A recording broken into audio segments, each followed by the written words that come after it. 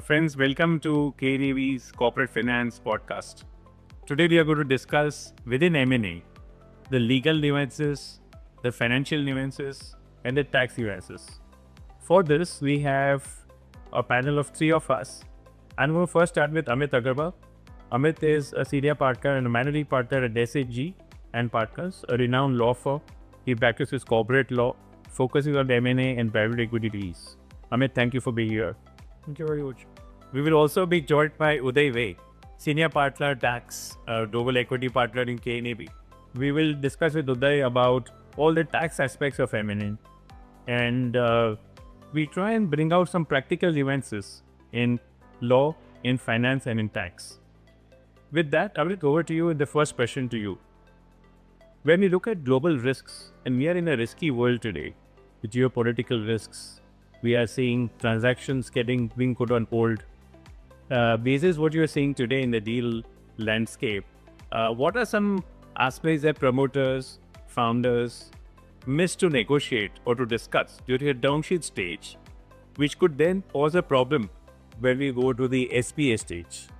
Would you want to share some of your recent experiences given what we are witnessing in the world? Vaibhav, I think the first and foremost point from my perspective would be giving due consideration to term sheet, that whether it is a binding or a non-binding in nature. I think most of the promoters really falls on having a proper understanding that a term sheet could be binding in nature as well. They find it and think more it like a document which records a basic intent, and sometimes really misses that it will have a major legal value aspect as well. So I think proper understanding and appreciating the fact that a term sheet could have a binding nature is something very important. And many times things fall within the gaps and the cracks because of the lack of understanding. The second and the most important in my personal view is when you're doing an M&A or you're looking at a private equity investment transaction or a private credit transaction, the appreciation of the fact that the related party transactions or certain transactions where there could be or there had been a potential conflict of interest and non-disclosure of it at the term sheet stage really creates a problem. People tend to have a tendency that, okay, we will deal with this aspect maybe at the time of definitives. So that becomes a very challenge. Third is, again, very important, is something more relating to the disclosures. Whether at the time of the term sheet stage itself, should I disclose or talk about certain important aspects which affect the day-to-day operations of the company or could have a material impact on the investor making an investment? I'll give you a few examples. Disclosure with regard to past actions, the manner in which the business has been conducted, or for that matter, certain litigations or some show cause notices which may have been received. People tend to believe that, okay, we will discuss it and threadbare deal with it at the time of definitives. I think that's again a very big mistake. So these are the few things which I feel that should be done at the term sheet stage itself. So that's fantastic, Amit. Taking a cue from this, you mentioned legal aspects, etc., litigation. So my next question is around reps, warranties, indemnities. We are seeing increasingly in federal deals. Sometimes these become again deal breakers. There's a lot of discussion between counsels, advisors, backers, and even the investors and the founders on what all should constitute reps and warranties. How should one plan around it? Whether you are advising the sell side, the founders, or even if you're advising the investors in Indian deals and cross-border deals.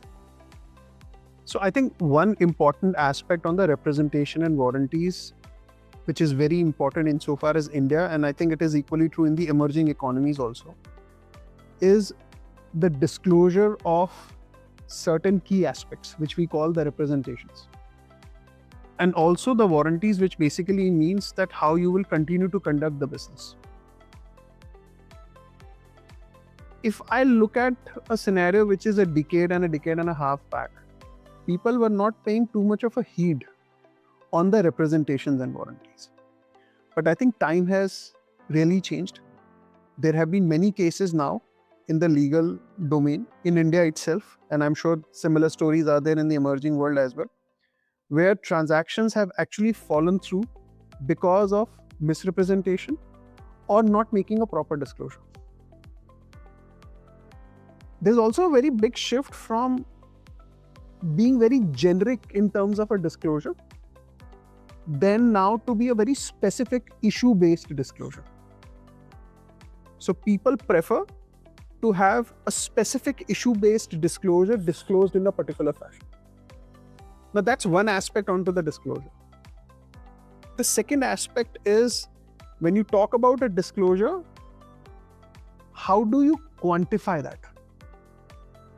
Now, if the disclosures are foundational, capacity, governance, these are the disclosures where people tend to seek indemnification if something goes wrong tomorrow for a very long duration. Because this impacts the very foundation of the company where you are investing. Then the second level of indemnification really comes on the issue-based disclosures, environmental, business operations, non-disclosure of certain guarantees or encumbrances. While you're investing in a company, there could be a promoter who could have given his personal assurance and a guarantee. That information may or may not get disclosed anywhere, because the promoter may not be a corporate entity in itself. It could be an individual, and that may not get disclosed in the books of accounts. How will you factor in? Because that guarantee is also very important. So those specific disclosures also become very, very important. So indemnifications relating to that. I think one more aspect which is now gaining momentum in terms of reps and warranties is not just D&O insurance. Representation and warranty insurance is also something which is now being talked about very rigorously when you're looking at an M&A or a large private equity investment or a growth capital coming into the company, or you're looking at a last stage funding into a company. So these are the critical aspects and different benchmarks of indemnification which one has to really, really keep in mind while dealing with reps and warranties. Very comprehensive, Amit. Thank you for that insight. I'm sure a lot of the audience, when they are looking at actual deals, will be well versed to take heed to this, and the transaction should be smoother. In a similar way, we talked about risks, we spoke about reps, we spoke about warranties. I want to turn the discussion to legal due diligence. I'm sure it's a favorite topic of a lot of counsels, and we see the increasing relevance of this in today's times. A lot of times, Amit, when we are closing the transaction, we realize that the valuations, adjustments are being proposed because the legal diligence have pointed out issues. I'm sure a lot of it can be prevented if a vendor diligence was done in ahead of time. Sometimes it's even beyond anybody because it's just not known. There are unknown risks which are pointed out during legal diligence, be it compliance risks, be it environmental risk, be it sometimes unwittingly a SEBI law was, a disclosure was not kind of made in time. How are you seeing from your vantage point today the outcome of legal diligences? Are you seeing a lot more adjustments in valuation? Are you seeing sometimes deal breakers because of the outcome of diligences? So diligence plays a very critical role, and the outcome of the diligence plays a very critical role in determining whether the deal will stand or not. It's a very important part. It can't be neglected. And more often than not, I have seen if there are late discoveries, there is definitely a valuation adjustments. Few aspects where you will find valuations definitely getting impacted. One is obviously the related party transactions. So if you find something which is being done as a related party transaction, having a material bearing on the continuity and the performance of the target company where the investment is coming, that really get factored in, because whether that related party transaction or the assurance or the benefit would continue to remain available to target or not will have a definite impact on the valuation. In India, regardless of what is happening globally in the US markets and other places, sustainability and ESG is taking a big leap. So if, depending upon the nature of business of the company, your actions are something which are not very conducive to the environment friendliness which is being required, if your governance modules are not good, if the sustainability aspects are not being taken care of, investors are pretty much wary to put in money into your company, and valuations will surely get impacted. It's not only just the question of valuation being impacted. It could become a question with regard to continuation of that deal also. So that again becomes a very, very critical aspect.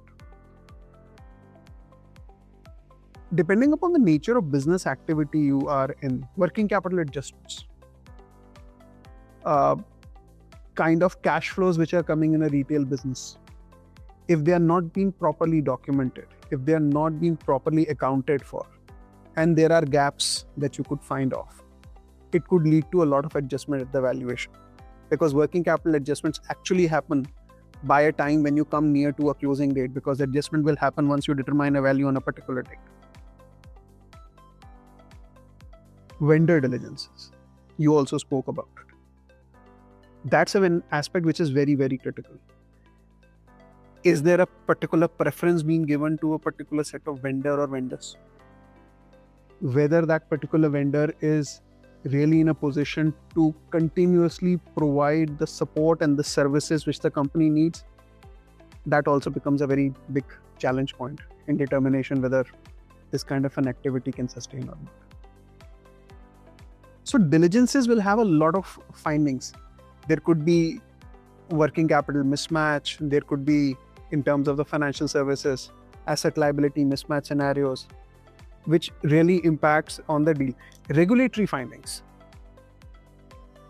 For instance, you are planning to put in money into a company which is in financial services, say non-banking financial institution. Have the RBI inspection reports been really factored in? Has those reports been addressed and closed? Is there a potential liability from the regulator, which could be a Reserve Bank of India, depending upon the nature of business activity, could be your securities market regulator, SEBI? Have they imposed any kind of liability? That also becomes.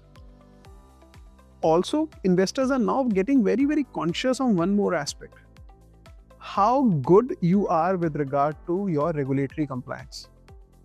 While you may have not complied with something, gone for a compounding, that issue is being sorted out, but is there a regular pattern to these kind of non-compliances? That also becomes a kind of a red alert for investors, that you are continuously breaking or breaching certain regulatory requirements and then rectifying it. It means the governance module is not correct.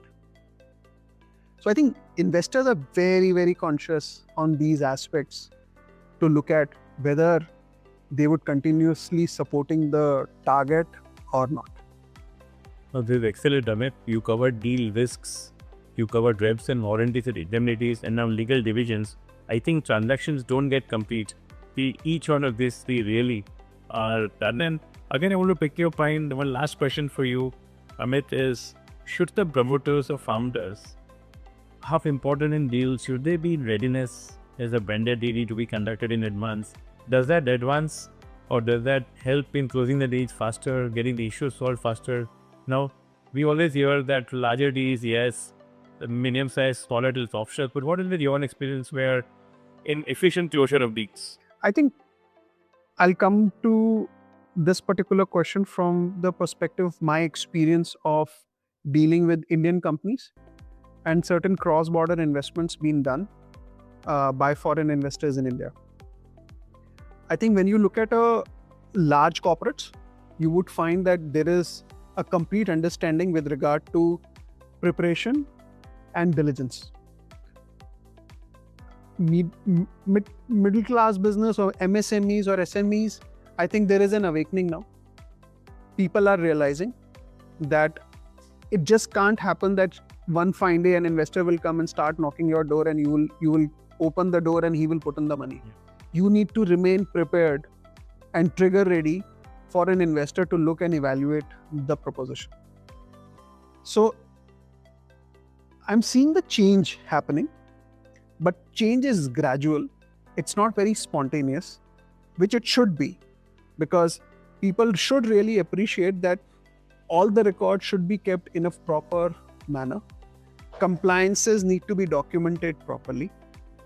All books of accounts need to be kept the way the law has prescribed. And hence, investor should get a comfort when he looks at a data room, virtual or otherwise, that the information is available and he is in a position to take an informed decision. I won't say that we have really gone completely to that particular level, but I think we are somewhere more than the midway. Thank you very much, Amit. This has been very insightful. I'm sure our audience will get a lot of inputs on the legal side. With that, we come to the end of the first piece for today, which is legal. We'll now move on to financial and then tax. Vaibhav, I'm going to pose a few questions to you. And my set of questions are largely related to your experience of doing a transaction advisory firm. The kind of transaction and work you do. Your role also requires a meeting of mind amongst the promoters and the investors. And in a commercial world, there's no free ventures. So in your experience, when you advise the promoters or you're advising the investors, either it's a sell side or it's a buy side, where do you find a gap more often than not arising in terms of the valuation expectation? And if there are gaps which, say, promoters expect that, okay, there could be a scenario that a gap or a mismatch could happen, how to advise your clients, especially the promoters, to prepare themselves for better negotiation? Thank you, Amit. Valuation differences and valuation gaps are one of the foremost reasons why deals don't go through. In fact, whether it's a control state transaction, whether it's a growth state transaction, in both cases we have seen that the investors obviously want to enter in at the lowest price possible to improve their IRR. And the conflicting side, the founders, the promoters, the existing set of investors want to make sure that their pre-money is the highest. So remember, you are dealing with a conflict always. It's always a push from the investor. I can only invest at this price. Here are the market comps. And the promoter will always say that, look at that transaction. It was revenue multiple X and Y. Profitability will follow later. What we have consistently advised and what has worked really today over the last couple of years that I have seen is, we advise our promoters to draw your business plan, draw your financial model, and draw your valuation documents, detailed spreadsheets, detailed assumptions, look at the market comps, look at public companies where transactions have happened, look at private transactions reported by global databases. It could be primary research, it could be secondary research. Employ an advisor for you, employ a valuation firm for you, and get your valuation reports very clearly, very meticulously drafted and prepared. I cannot overstress the importance of preparation in valuation before you go into the negotiation. You can't do it halfway through. So the first principles, and I again believe in first principles, get your house in order. Get a detailed set of financial projections, forecasts prepared by your finance team, the CFO if you have, or an external firm. Make sure as business you take ownership if you are the promoter that yes, I'm going to achieve this, which is why I'm raising capital, which is why I am going to deploy all of this capital to growth. And then ensure that the whole narrative of your vision, the story, it all comes through in your business plan. If you do this 1 and 2, then you are sitting with a good set of confident assertions, because you will be questioned on valuation all the time. I should be able to say that, look, ABC got sold at X times revenue or Y times EBITDA. XYZ got sold, it's a listed company, look at the 5 peers, this is the average EBITDA multiples, this is the revenue multiple. If I cannot go into that room with this kind of data sets, I'm already lost the starting point. The investors are going to throw a lot of data. Yes, you can ask for your premiums if you are well governed. You'll definitely command amazing valuations if you are one of a kind. Your competitive moat is very high. But first principles demand that you get the basics right. Once you get that range, then you can play, you can go on the higher of the range basis how good you are. Look at your profitability. What is the consistency in growth? What is the risk or the controlled risk premium that an investor is going to pay if it's got a controlled transaction? If you are unlisted, what is the discount that the investor will expect you to lack of marketability discount? If you're a listed player, how is market going to respond to your growth story? What is the impact of today's global geopolitics into your business? Whether it is exports, whether it is higher import price, whether it is the whole market share. Have you thought about, and I'm talking really from a promoter founder point of view, what is your market share today versus where can you take the business to? And is your narrative strong enough to support that? So in my view, Amit, the valuation from a founder point of view, from promoter point of view is driven by each of these. The hard work, the preparation that's required, it may take a couple of months, but spend that time before you go in the market. Then it's an easier negotiation. Finally, we all know it's a willing buyer, willing seller to close. So if one can throw good data, and if you are within the range, you should be able to get a good justified valuation. Now, let me also quickly add the investor perspective. If I was advising an investor, obviously my mandate is to get the lowest possible price. Yet, I personally believe in deal making, one is to be fair. Yeah. Otherwise, the seller, the founder will kind of just walk out. Now, you don't want to lose a good deal. So it should be fairly priced on both sides. And I would definitely look at the investor and say, here is the range, here is a multiple. Yes, we can discount it for these reasons. But if we are very sure that this is really growing and market multiples are proving that, then one should enter. So clearly, it's a nice fine line, a good divide. And again, I would look at beyond just the numbers, really the quality of the promoters, what has been their track record. As entrepreneurs, what have they really built? And what is the promise to build to the next level? I will look at a lot of qualitative aspects. Can I work with these guys? The whole people, opportunity, context, and deal framework, the POCD framework, is supposed to be looked at in detail when I'm looking at the buy side. So I will advise the investor that look, valuation, along with each of these, will start giving you a lot of confidence. So this framework never fails, the people, opportunity, context, and deal.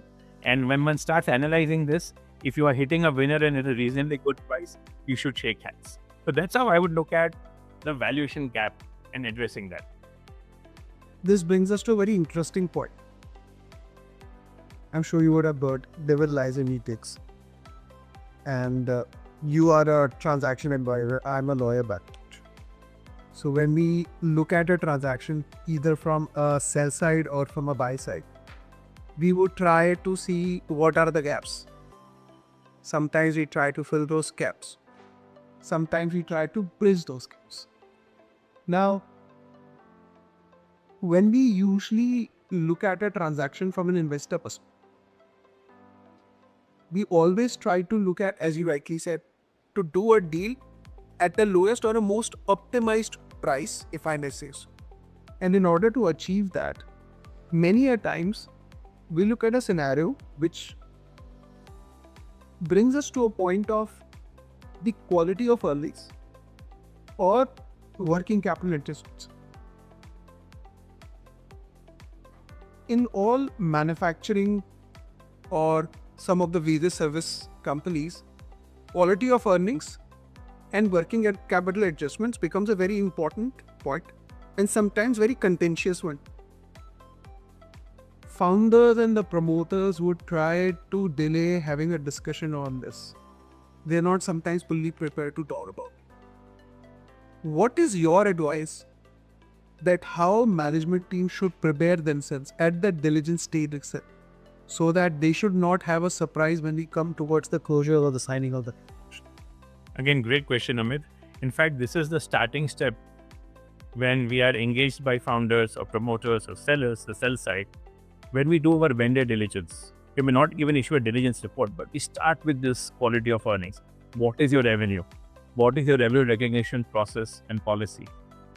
Has that been audited consistently? Who are the auditors? What is your audit work papers talking about revenue recognition? When we say quality of earnings, are these earnings really thought through? When we are reporting a particular set of numbers, what is the rigor in the provisions, in the accruals, in the contingencies? Things like provision for warranties and chargebacks in pharma companies is a huge contention. After every diligence, we see a huge adjustment in quality of earnings. This is not acceptable. No buyer, no investor will accept it. You have to assume that the best of the diligence firms are going to diligence. So the first step is get your house in order. Either you have internal competent team who can take out time and do it and make sure that the right restatements are happening. Your revenue, your earnings are very clearly reported. If there are any adjustments to be done, restatements to be done, should offer it voluntarily. We see a lot of mismatch in gross revenues, GMV, versus net revenues. That whole concept of GMV and net, even today, there are a lot of businesses that struggle. We can't start with that. You have to talk about net revenues. GST is out, warranty chargebacks are out, trade discounts are out, specific discounts to promote are out. You have to really report what is your net take rate, your net revenue. That concept is not easily understood, Amit, and that is the job of the sell-side advisor. Make sure that the clients understand that your valuation will only happen in the way you desire if you start with the right set of numbers. The denominator has to be right, basis which your final outcome will kind of give you a good quality of earnings. Similarly, there are a lot of aspects in diligence which can very easily be addressed if a vendor diligence is commissioned, or if your internal finance team, your internal legal team, your internal commercial team align and they ensure the financials are reflecting those numbers accurately. Simple things like tax provisions, deferred tax liabilities, deferred tax assets. People don't do it consistently. They wait for the end of the year for auditors to do it, and the reporting to that extent is not accurate. There are aspects of statutory liabilities. Now with the new labor code, gratuity, leave encashment, lot of statutory payments, one has to provide for using the new labor code. That old law is gone. It's all new, it's all applicable, and one has to make sure that the accounts reflect those liabilities, which means earnings have gone down, so be it. Ultimately, it all plays out. It's a timing difference. There are aspects of contingencies. Sometimes there are adjustments out of income tax orders, GST assessments, which you have lost. Now, you have to provide for it in certain cases.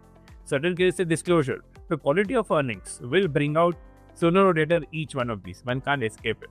So, our advice is for all founders and promoters, before a diligence team comes in review, in-house, get your house in order, get a set of financial statements that are accurate and of course true and fair, and you should be confident that every single item of disclosure in the notes to accounts, those that have a bearing on financial statements have been provided for. Those which are mere disclosures, you should have a clear answer why there should not be any adjustment, so that the diligence finding then from the other side can be defended well and you can have a smooth and efficient closure.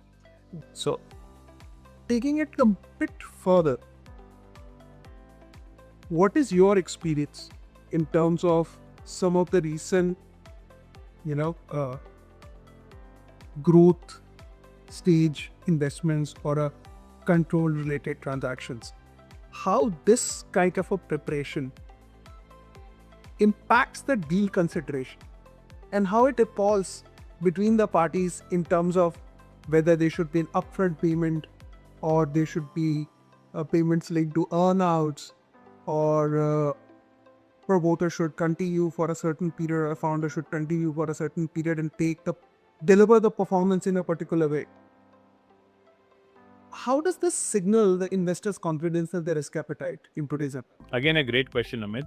In most M&A deals, when there's a change in control, the investor, the private equity investor or a strategic is coming and buying you out. It could be a 51% deal, or 80% deal, or full 100% buyout. They'll expect some level of continuity for a defined period of time. We are seeing earnout constructs extending to 2 to 3 years. They'll pay you the upfront consideration. The balance, they'll be ready to give an upside if you increase the budget, if you really perform well. But if you don't, then there could be even a cut. There could be some clawback. So there are 3 or 4 constructs that have worked really well.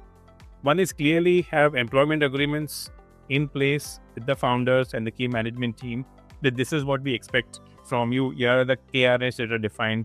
Second, clearly defined budgets for the following 2 or 3 years. Ideal time is 2 to 3 years. One can negotiate a little shorter time, but at least a minimum 2-year commitment just because of transition, because of customer confidence, etc. So the budgets for 2 to 3 years have to be defined. Third, the customers have to be taken into confidence. In fact, this part of the customer diligence process, even before the deal is signed, before the closing, where customers and the contracts, the long-term contracts, they'll get assignment in some cases mere intimation, depending on how one is structuring the deal. If the entity remains the same, then an intimation and an approval could be required in certain cases based on how the customer contract was negotiated. In certain cases, the entity changes. There is a merger. There is a stock exchange requirement, an NCLT requirement, in which case you have to then take additional time. We normally push it as a condition subsequent, so that the deal doesn't get postponed. But within a defined period of 3 to 6 months, the deal construct provides that you get a customer consent to the assignment and the contract is actually assigned. Now, the risk is you may lose the customer sometimes if you negotiate, especially in certain turbulent times. So one should be very careful, and it's a thin balance. You want to inform the customers at the right time, do not rock the ship, but yet as a buyer, you will have to give them the ability to assign the contract.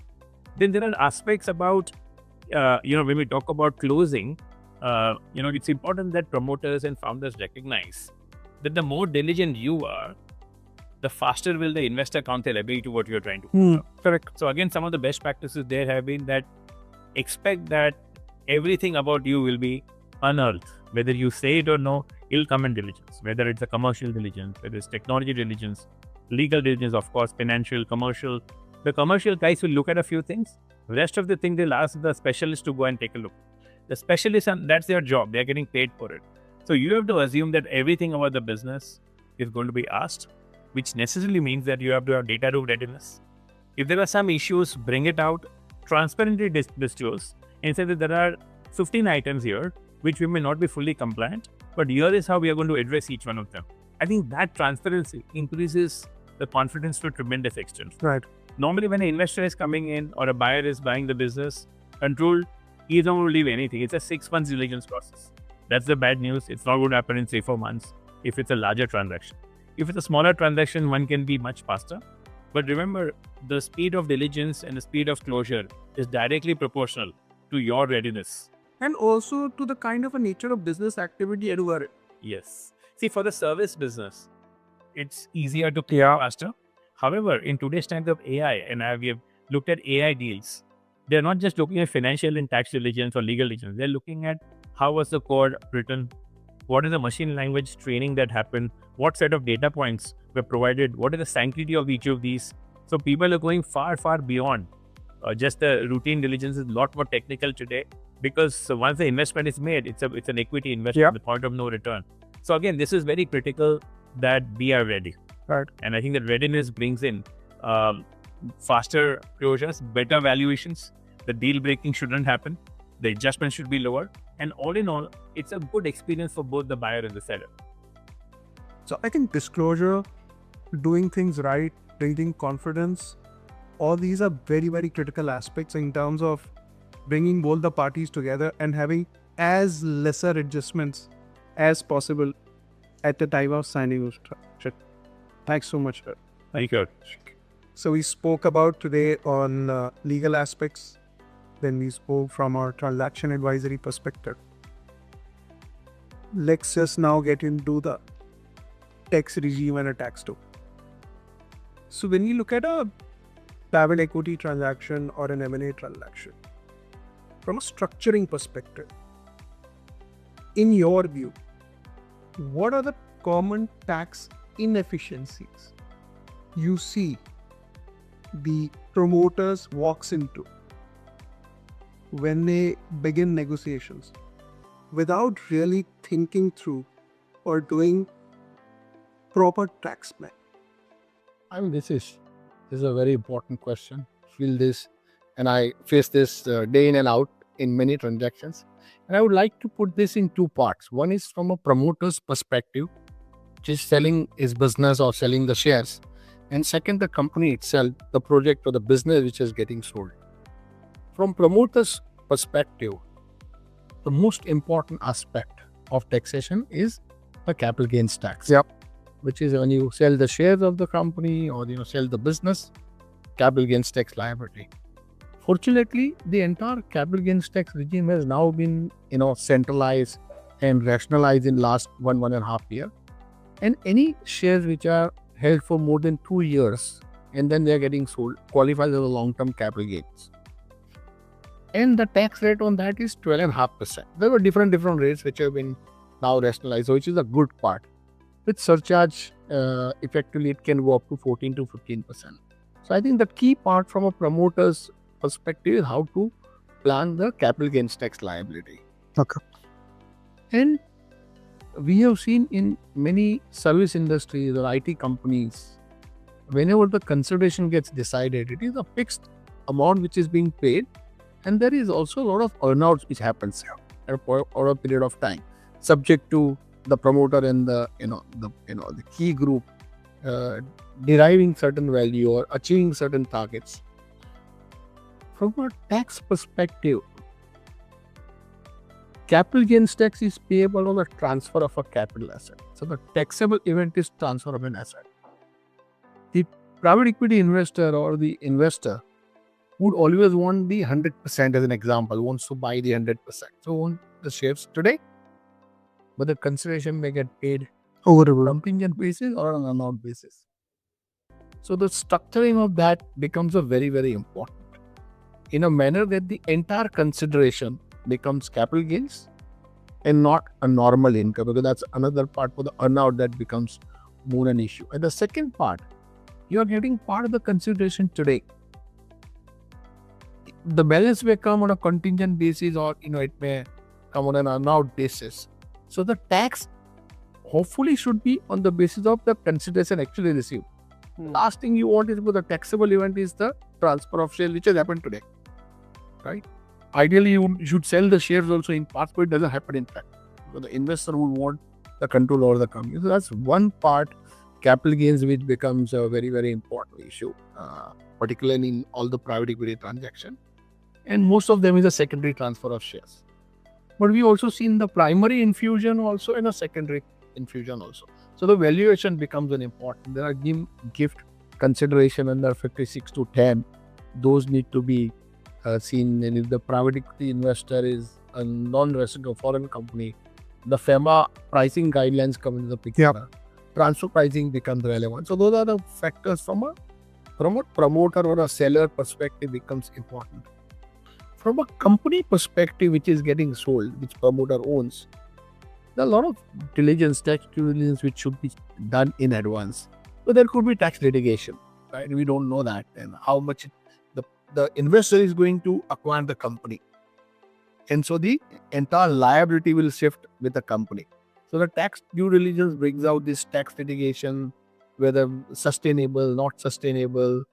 In some companies, we have seen service industries where particularly the startups, it may have losses incurred into it, but the valuation is still very high. Now, under the income tax law, the losses can be carried forward by a company or an entity.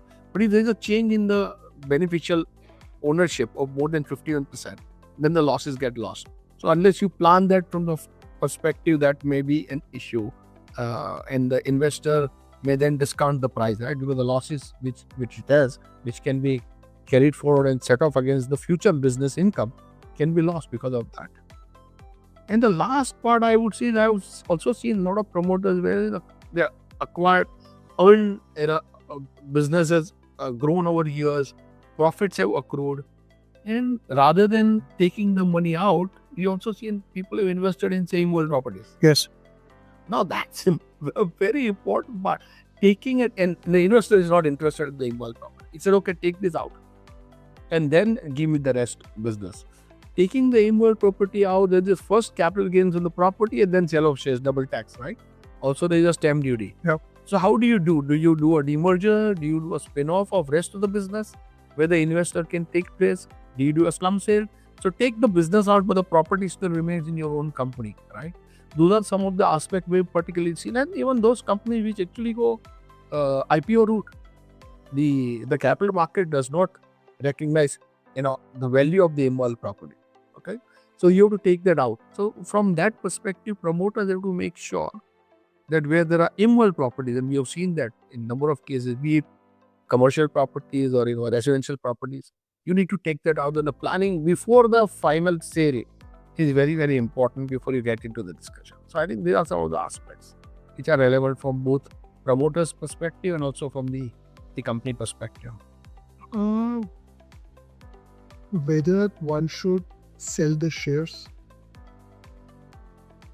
or someone plans to do a business transfer and an asset transfer. That's one or the other way with regard to divesting the business from the promoter perspective. Now, from a tax optimization perspective, when you're looking at an M&A which could be a domestic or a cross-border, how investors should think about whether they should go for a share transfer so that they take control of the company. They should go for an asset transfer. They should go for a slum sale. What is the best structure, or look acquired through an intermediate holding company structure? What is the best way to do the tax optimization in the given setup? So there are conflicting objectives here for a seller and the buyer. Yes. Seller would generally prefer the sale of shares in the company, sell it to the buyer, and then let buyer take care of any future issues which may arise. Right? Simply pay capital gains tax at 12.5% with surcharge up to 14-15% and forget it. That's an easier structure. From a buyer's perspective, when he takes the company by way of buying the shares of the company, all the inherent liabilities of the past and future, of course, buyer is responsible, but even the past liabilities go to it. So a buyer would generally prefer the purchase of asset or purchase of the acquisition of the business. Correct. Which is a slum sale through a business transfer agreement in the state. The other part is so that the liabilities don't get transferred. So you're ring fencing from any past liabilities. You don't know hidden liabilities which come in, right? The other aspect is where we also seen when, particularly in the service sector, a lot of intangibles which get generated. Yes. So the consideration, the book value of the assets may be X, but the actual consideration is a 3X. And the balance 2X goes into intangible. So the acquirer, if it acquires the assets or acquires the business, it can allocate the balance amount to the intangible assets which are depreciable for tax purpose. The balance amount, of course, will go into goodwill. So you bought trademarks, or you bought any customer contracts or any intangibles which are depreciable under the income tax law. And of course, now there is an Income Tax Act of 1961 which was applicable till March 31, 2026, and now we have a new Income Tax Act of 2025. The law still remains the same. So business would have been, of course, you would have had business in the past, but you have the transfer or the sale take place today. The implications are practically the same under both the law, the 61 law and the 2025 law. From a buyer perspective in this situation, he's entitled to get the depreciation, and which I think really brings the 25% of the delta, whatever that you can do that. And we have seen a lot of those purchase price allocation. You go to a valuer and balance amount of delta gets allocated where it could be a depreciable asset. That gives a lot of benefit. The third part within the buying of the business is whether you buy the entire business or you buy an individual asset, depending on what you want. Itemized sale. Because generally say the trademarks are owned by the owner. It is not in the company. Yes. Yes. Or intangible is already there, right? In buying the entire business as a slum sale through the BTA, the business transfer agreement, is slum sale is recognized as a transfer of a business, and simple capital gains tax apply. Whether if you buy individual asset, then there will be an asset Valued. is asset valuation, asset wise tax which will be levied. More important, GST is not leviable in the slum sale scenario. In the individual asset, the slum sale, in the individual asset, the GST is levied. So whether it increases the cost by 18%, of course you may be able to offset it, but those are the kind of consideration which come in. So mota, where the seller would prefer the sale of shares, the buyer would generally want to buy the business more from the ring fencing and from even a tax advantage perspective. So, Uday bhai, this is a very important point. From a seller perspective, you would like to divest the shares. From a buyer perspective, you would like to buy the business or assets in a very clean manner. More often than not, I'm sure you will agree with me that we have seen a scenario where there is a sale of shares is a contemplated way to do a transaction. But then there are diligence findings which forces one or the other or the counterparties to agree that, okay, we will do an asset transfer or a slump sale or an itemized transfer. In today's environment where there is a lot of vigilance, there's a lot of layers from the tax authorities where they carefully examine the underlying transaction. Issues like GAR, place of effective management, beneficial ownership, they become certain critical aspects for the diligence perspective. So what are the red flags in your view that you could think of which could materially impact the closure timeline of a deal or the valuation at which the business is proposed to be sold? Again, very interesting question. The GAR that you said, the place of effective management, it's not only an India issue, it's a global tax. Yes. GAR is there. You have the BEPS regime, the base erosion and profit shifting, which is tax avoidance, and how do you address that? India has been a signatory under the BEPS regime and adopted almost all action points under the BEPS. Treaty abuse becomes, the Mauritius. Yes, absolutely. A lot of holding companies out of Mauritius which were there. Recently, there was a judgment in the case of Tiger Global. Just came before the finance bill and the finance act was passed. And the tax avoidance aspect is very, very important. The GAR, substance over form, is very relevant. Not the legal substance over form, but the commercial substance. Correct. And that is what something being talked about in the Tiger Global judgment as well. Yes. And so those aspects become very relevant, whether there is a commercial substance in the transaction, particularly the cross-border transactions, where a non-resident is going to, say, acquire the share from the Indian promoter. As an example, promoter is selling it. Withholding tax become very, very relevant, and they'll always see the substance over form, both from a structure perspective, because the withholding tax is a very, very important for an acquirer. Under the Indian tax law, section 195 of the Income Tax Act 61, which is now 393, subsection 2 of the Income Tax Act 2025, there is a withholding tax liability on the acquirer for the purpose of when you buy the shares or the shares. So withholding tax becomes very relevant. We've seen, particularly in Mauritius transactions, a lot of tax indemnities being given and taken by the buyer. Section 281, transfer of shares, becomes very, very relevant. All in all, the commercial substance in the transaction is very important.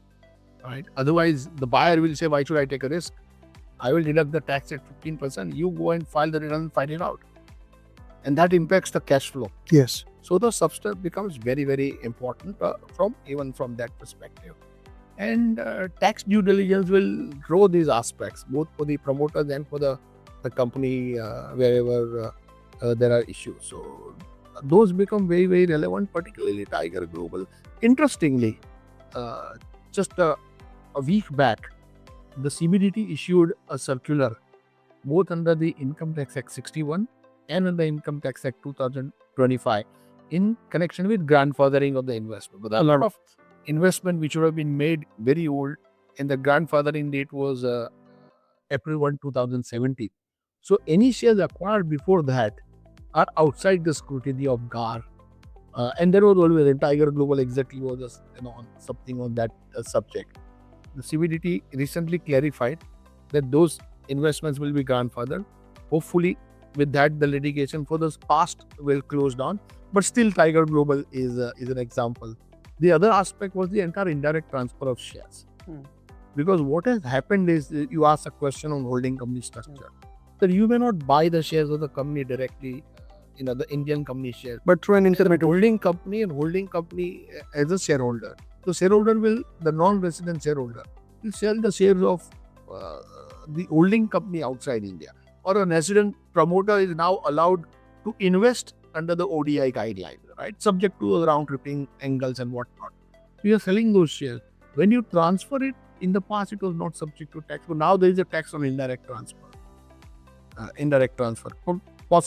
Particularly if the value of the Indian entity is more than 50% of the global value, which in case seems to be the case when there is a holding company structure.